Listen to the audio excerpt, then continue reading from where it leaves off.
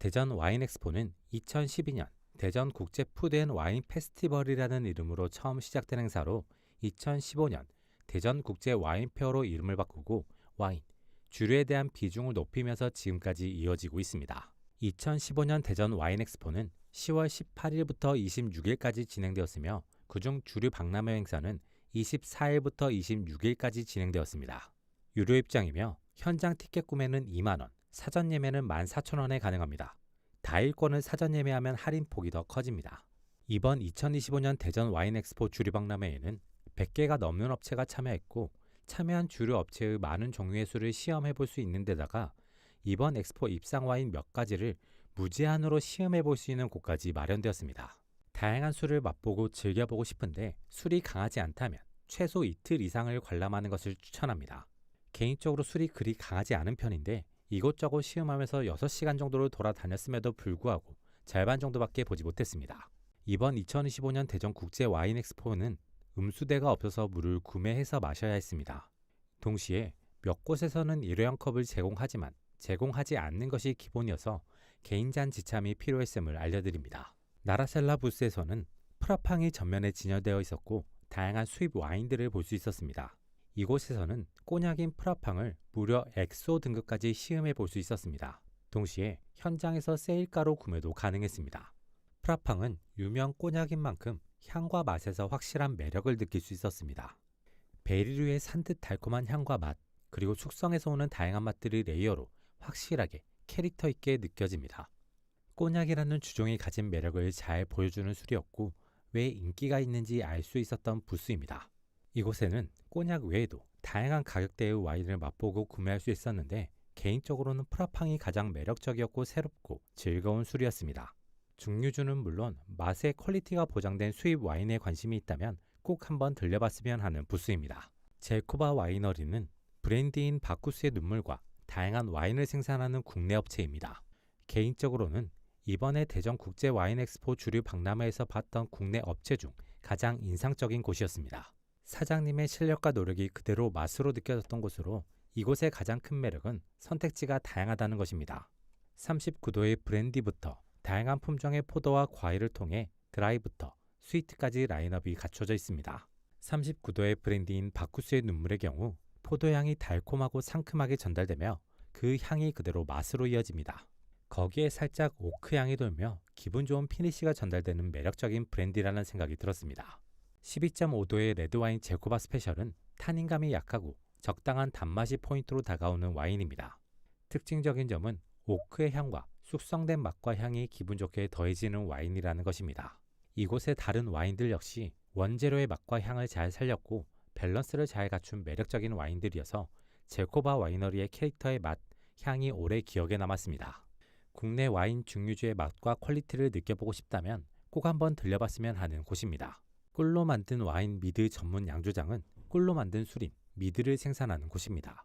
개인적으로 이번 2025 대전 국제 와인 엑스포에서 봤던 국내 업체 중 두 번째로 마음이 가는 곳이었습니다. 유산균, 홉 등의 추가 재료 활용과 토스팅 정도가 다른 오크통 활용 혹은 오크통 재활용을 통해 다채로운 맛을 뽑아낸 미드를 맛볼 수 있었던 곳입니다. 기본적으로 달콤함을 베이스로 하고 있으며 거기에 추가적인 맛과 향이 더해지면서 취향에 따라 선택해서 마시기 좋았던 곳이었습니다. 술마다 캐릭터와 맛이 확실해서 사장님께 맛에 대한 철학을 물어보기도 했었는데 가끔은 우연히 얻어 걸린 것도 있다고 솔직하게 말씀해 주셔서 재밌었던 곳이기도 합니다. 하지만 술에 대한 설명을 보면 의도하시고 숙성 방식을 고민한 내용들을 어느 정도는 느껴볼 수 있습니다. 우리나라에는 많지 않는 꿀로 만든 술을 맛보고 싶다면 꼭 한번 들려봤으면 하는 곳입니다. 벵가드는 수입 와인 전문 업체인 것으로 보였습니다. 이곳은 포트와인을 비롯한 다양한 와인들을 시음, 구매해 볼 수 있었습니다. 개인적으로는 이곳이 가장 소비욕이 크게 일어나는 부스였습니다. 가장 눈에 들어왔던 와인은 마데이라 플리치 3년이었습니다. 포트와인답게 달콤함이 메인이었는데 이 달콤함에 카라멜 향과 빵과 비슷한 향이 더해져서 단순히 단 게 아니라 풍성하고 매력적인 달콤함으로 다가왔습니다. 거기에 강하지 않은 산미, 아주 옅게 깔린 탄닌감으로 인해 페어링해도 좋을 것 같은 와인이었습니다. 현장 구매가도 2만 원이 넘지 않는 가격이어서 가성비적으로도 매우 매력적인 술이었습니다. 두 번째는 우지아노 빈센토 델 키안티입니다. 스위트 와인으로 와인으로 느낄 수 있는 달콤함의 끝을 볼 수 있을 정도로 달콤하다는 느낌이 드는 와인이었습니다. 이 와인 역시 단조롭게 달지 않고 복합적인 과일의 풍미와 함께 단맛이 퍼지고 끝에 약간의 탄수화물스러운 맛이 있어서 색다른 매력을 느낄 수 있었던 와인이었습니다. 이곳에서는 이 외에도 드라이 와인부터 스위트 와인까지 다양한 라인업을 갖추고 있기 때문에 색다르게 맛있는 와인을 접해보고 싶은 사람에게 추천할 수 있는 부스였습니다.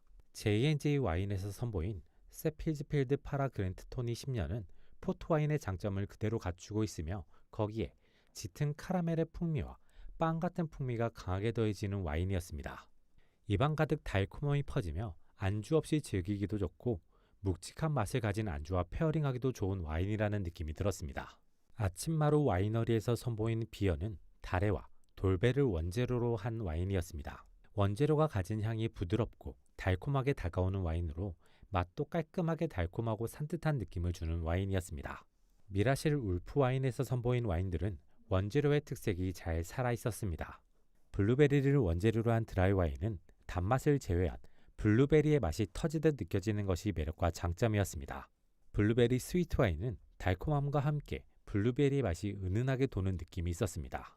그 외에도 다양한 재료를 활용한 와인을 선보였는데 전통적인 와인스러우면서도 한국스러운 맛이 매력적으로 섞여있는 느낌이 들었습니다.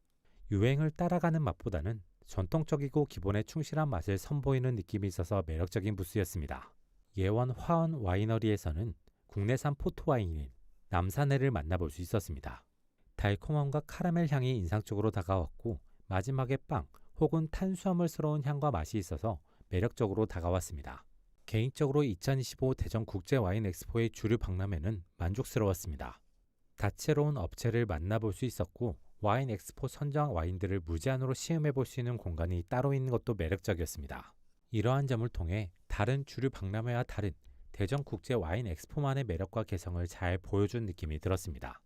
개인적으로는 내년에도 참여해보고 싶은 생각이 있고 내년에 참여하게 된다면 이틀을 투자해서 조금 더 차분하게 둘러보고 싶은 생각이 있습니다. 그리고 이번에 소개하지 않은 부스가 매력적이지 않다는 것은 아닙니다. 앞서 언급한 것처럼 시간이 부족해서 다 돌아보지 못했고 돌아본 곳 중 개인적인 취향에 맞는 몇 곳을 선정해서 소개했음을 말씀드립니다. 이번 대전 국제 와인 엑스포의 주류 박람회에 아쉬운 점도 있습니다. 가장 큰 아쉬움은 음수대가 따로 없었다는 것입니다. 물업체가 입점해 있었고 생수 판매를 따로 하고 있어서 물을 매번 구매해서 마셔야 하는 것이 아쉬움이라면 아쉬움이었습니다. 두 번째는 셔틀버스의 운행의 한계입니다.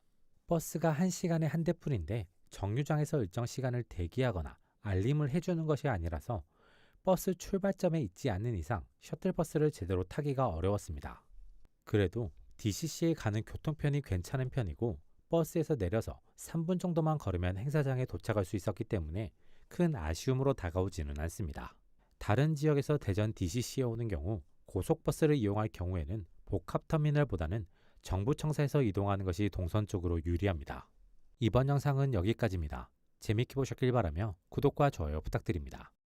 2025 부산 국제 주류 와인 박람회는 2025년 12월 19일부터 21일까지 진행되었습니다. 부산 백스코 제1전 시장 3홀에서 진행되었으며 약 180개의 업체가 참여했습니다. 입장권은 1일권의 경우 현장 구매 시 2만원이며 사전 예약은 차수별 최대 50%에서 30% 할인된 가격으로 구매할 수 있습니다. 백스코의 경우 버스나 지하철의 대중교통으로 편하게 접근할 수 있습니다. 시외에서 오는 경우 고속터미널은 사상터미널을 이용하는 것이 지하철 접근성이 좋은 편입니다. 기차의 경우 KTX가 2026년부터 센텀역까지 운행을 하기 때문에 2026년부터는 KTX로 바로 접근할 수 있을 것으로 기대됩니다. 행사장 내부에는 음수대가 없습니다. 하지만 입장권 QR만 있으면 출입이 자유롭고 내부에서 물을 판매하기도 하고 행사장 입구에서 10m가량 떨어진 곳에 정수기와 넓은 화장실이 있고 입구 바로 옆에 편의점과 카페가 있어서 큰 불편함은 없었습니다. 규모는 10월에 방문했었던 대전 국제 와인 엑스포 주류 박람회와 비슷한 느낌이었습니다. 저는 행사 첫날인 19일에 방문했습니다. 이전 행사에서 와인을 주로 둘러봤던 만큼 이번에는 중류주 위주로 둘러보았습니다. 이제부터는 개인적으로 둘러보면서 좋았던 업체들을 소개해보고자 합니다. 앞서 언급한 것처럼 이번에는 중류주 위주로 둘러보았고 한정된 저의 주량으로 인해 모든 업체를 시음해보지 않았음을 미리 언급드립니다. 그로 인해 소개하지 않은 업체가 별로인 것이 아니라 경험, 시음해보지 않았음으로 인해서 언급하지 못했을 수 있음을 양해해 주시길 바랍니다. 소개할 첫 번째 업체는 부자진입니다. 아버님의 농장에서 생산된 허브를 바탕으로 아드님이 진을 만드는 곳입니다. 한국스러운 진을 만나볼 수 있는 업체입니다. 재료와 도수가 다른 다양한 라인업을 갖추고 있고 라인업별 맛과 개성이 확실한 것이 매력입니다. 맛있는 진을 경험해보고 싶다면 꼭 한번 들려보기를 바라는 업체입니다. 다음은 상주 젤코바 와이너리입니다. 이곳은 다채로운 와인 라인업과 함께 브랜디인 바쿠스의 눈물이 있는 곳입니다. 이곳의 가장 큰 매력은 라인업이 다채롭다는 것, 라인업이 모두 맛있다는 것, 그리고 라인업별 개성이 확실하다는 것입니다. 와인을 좋아하는 사람이라면 이곳의 다채로운 맛을 즐기기 좋을 것 같고 와인에 입문하는 사람이나 자신의 와인 취향을 알고 싶은 사람이라면 이곳에서 다양한 와인을 맛보면서 자신의 취향을 알아가기도 좋은 곳이라는 생각이 듭니다. 거기에 더해 브랜디인 바쿠스의 눈물까지 있어서 자신의 취향을 찾기에 너무나도 좋은 곳이라는 생각이 듭니다. 술을 더 알아가고 싶다면 한 번쯤 들려서 시음해보고 구매하면 좋을 것 같은 업체입니다. 다음은 코아베스트입니다. 이곳은 꿀로 만든 술, 미드를 판매하는 곳입니다. 이곳은 추가 재료와 숙성 방식에 따른 다양한 라인업이 존재합니다. 그로 인해 자신의 취향에 따라 술을 선택해서 마시기 좋다는 장점이 있습니다. 동시에 이곳은 사장님께서 계속해서 새로운 방식을 연구하고 새로운 맛을 탐구하는 곳이라 새로운 라인업이 계속 개발된다는 것도 큰 장점입니다. 그로 인해 질리지 않고 이곳의 매력을 즐기기 좋은 곳이라는 느낌이 있어서 더 마음이 가는 곳입니다. 꿀로 만든 술을 경험해보고 싶은 사람, 숙성과 재료에 따른 맛 차이를 느껴보고 즐겨보고 싶은 사람에게 강력하게 추천할 수 있는 곳이며 술을 즐기고 애정하는 사람 모두에게 추천할 수 있는 업체입니다. 다음은 빅드림입니다. 이곳은 위스키를 비롯한 다양한 주류를 수입, 판매하는 업체입니다. 이번 행사에서는 다채로운 위스키들을 직접 시음해보고 구매해볼 수 있었습니다. 이곳의 가장 큰 매력은 전문적인 지식을 가진 직원분이었습니다. 다채로운 라인업의 장점과 매력을 잘 설명해 주시며 각자가 느끼는 맛의 포인트를 연계해서 다른 술을 추천해 주시기도 했습니다. 그로 인해 위스키를 잘 아는 사람에게는 자신이 좋아하는 맛을 가진 위스키를 다양하게 추천받고 시음해 볼 수 있는 곳이었습니다. 위스키를 잘 모르는 사람에게는 다양한 위스키를 경험해 보면서 자신이 좋아하는 맛을 찾아갈 수 있는 곳이었습니다. 위스키를 좋아하는 사람, 위스키를 알아가고 싶은 사람 모두에게 추천할 수 있는 업체였으며 위스키에 대한 경험을 늘려보고 싶은 사람은 반드시 들려봤으면 하는 업체입니다. 다음은 기원입니다. 국산 위스키를 대표하는 업체로 이번 행사에서는 새로운 제품인 기원 호랑이 레드페퍼를 비롯한 다양한 제품을 시음해 볼 수 있었습니다. 기원 호랑이 레드페퍼의 경우 기존 위스키에서 느낄 수 있었던 후추스러운 스파이시와 다른 직관적으로 매운 느낌의 스파이시를 가지고 있는 것이 특징이었습니다. 거기에 바닐라와 가벼운 과일의 뉘앙스가 더해져서 개성 있게 즐길 수 있는 위스키라는 느낌이 들었습니다. 그 외에도 기원의 대표 제품들을 시음해 볼 수 있는 곳이기 때문에 국산 위스키의 맛과 실력을 느껴보고 싶다면 꼭 들려봤으면 하는 업체입니다. 다음 업체는 044 양조입니다.